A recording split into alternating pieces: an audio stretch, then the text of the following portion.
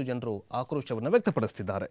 ಕಾಶ್ಮೀರದ ಪಹಲ್ಗಾಮ್ನಲ್ಲಿ ನಡೆದಂತಹ ಮುಗ್ಧ ನಾಗರಿಕರ ಮೇಲೆ ಉಗ್ರರು ನಡೆಸಿದಂತಹ ದಾಳಿಯನ್ನು ತೀವ್ರವಾಗಿ ಖಂಡಿಸುವ ನಿರ್ಣಯವನ್ನು ಮಲೆ ಮಹಾದೇಶ್ವರ ಬೆಟ್ಟದಲ್ಲಿ ಗುರುವಾರ ನಡೆದಂತಹ ಸಚಿವ ಸಂಪುಟ ಸಭೆಯಲ್ಲಿ ಕೈಗೊಂಡಿದೆ.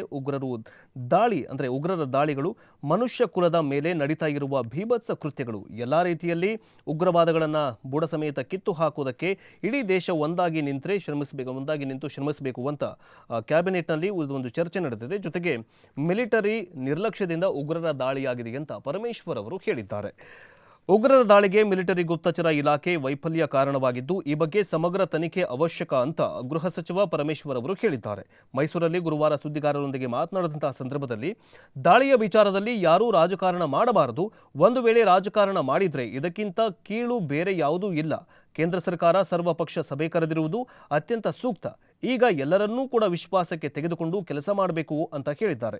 ಜೊತೆಗೆ ಇದಕ್ಕೆ ಕಾಂಗ್ರೆಸ್ ಸಂಪೂರ್ಣ ಸಹಕಾರ ನೀಡುತ್ತೆ. ದೇಶದ ವಿಚಾರ ಬಂದಾಗ ಕಾಂಗ್ರೆಸ್ ಯಾವಾಗಲೂ ಸ್ಪಷ್ಟ ನಿಲುವನ್ನು ಹೊಂದಿದೆ. ಹೀಗಾಗಿ ಹಿಂದೆಯೂ ಕೂಡ ಕಾಂಗ್ರೆಸ್ ಪಾಕಿಸ್ತಾನದ ಜೊತೆ ಯುದ್ಧವನ್ನೇ ನಡೆಸಿದೆ. ಇಂದಿರಾ ಗಾಂಧಿ ಕಾಲದಲ್ಲೂ ಕೂಡ ದೇಶಕ್ಕಾಗಿ ಯುದ್ಧ ನಡೆದಿದೆ ಅಂತ ಹೇಳಿದ್ದಾರೆ.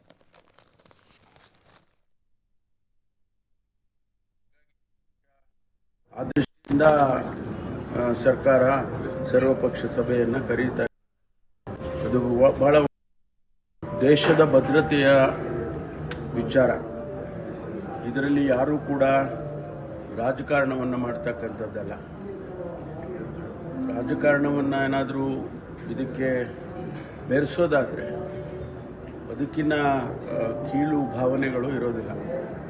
ಹಾಗಾಗಿ ನಾವೆಲ್ಲರೂ ಕೂಡ ಒಟ್ಟಾಗಿ ಎಲ್ಲ ಪಕ್ಷಗಳು ಸೇರಿ ಏನೇ ತೀರ್ಮಾನಗಳನ್ನು ತೆಗೆದುಕೊಂಡರೂ ಕೂಡ ಕೇಂದ್ರ ಸರ್ಕಾರ ಎಲ್ಲ ಪಕ್ಷಗಳನ್ನು ವಿಶ್ವಾಸಕ್ಕೆ ತಗೋಬೇಕು ಅಂಥೇಳಿ ನಮ್ಮೆಲ್ಲರ ಆಗ್ರಹ. ಹಾಗಾಗಿ ಬಹುಶಃ ಆ ದೃಷ್ಟಿಯಿಂದ ಸರ್ಕಾರ ಸರ್ವಪಕ್ಷ ಸಭೆಯನ್ನು ಕರೀತಾ ಇರುವಂಥದ್ದು ಅದು ಬಹಳ ಒಳ್ಳೆಯ ಬೆಳವಣಿಗೆ. ಜೊತೆಗೆ ನಾವೆಲ್ಲ ಈಗಾಗಲೇ ಹೇಳಿದ್ದೀವಿ, intelligence failure, military intelligence failure ಆಗಿದೆ, ಅಥವಾ ದೇಶದ ಆಂತರಿಕವಾಗಿರ್ತಕ್ಕಂಥ ಇಂಟೆಲಿಜೆನ್ಸ್ ಫೇಲ್ಯೂರ್ ಆಗಿದೆ. ಹೇಗೆ ಅವರು ಒಳಗಡೆ ಬಂದರು, ಆ ಟೆರರಿಸ್ಟು ಒಂದು ದಿನದಲ್ಲಿ ಪ್ಲ್ಯಾನ್ ಮಾಡುವಂಥದ್ದಲ್ಲ. ಅವ್ರು ಬಂದಿರೋದು, ಅವರ ಅಮ್ಯುನಿಷನ್ಸು, ಅವರ ಫೈರ್ ಆರ್ಮ್ಸು ಇವೆಲ್ಲ ಹೇಗೆ ಬಂದಿದ್ದಾವೆ ಅನ್ನೋದನ್ನು ಈಗ ತನಿಖೆ ಮಾಡಬೇಕಾಗ್ತದೆ. ಭಾಳ ಗಂಭೀರವಾಗಿ ಇದನ್ನು ಕೇಂದ್ರ ಸರ್ಕಾರ ತಗೋಬೇಕು ಅಂತ ಹೇಳಿ ನಾವೆಲ್ಲ ಒತ್ತಾಯ ಮಾಡಿದ್ದೇವೆ. ಆದ್ದರಿಂದ ಪ್ರಧಾನಮಂತ್ರಿಗಳು ಕೂಡ ಈಗಾಗಲೇ ಅನೇಕ ತೀರ್ಮಾನಗಳನ್ನು ರಾಜತಾಂತ್ರಿಕವಾಗಿ ಅನೇಕ ತೀರ್ಮಾನಗಳನ್ನು ತಗೊಂಡಿದ್ದಾರೆ.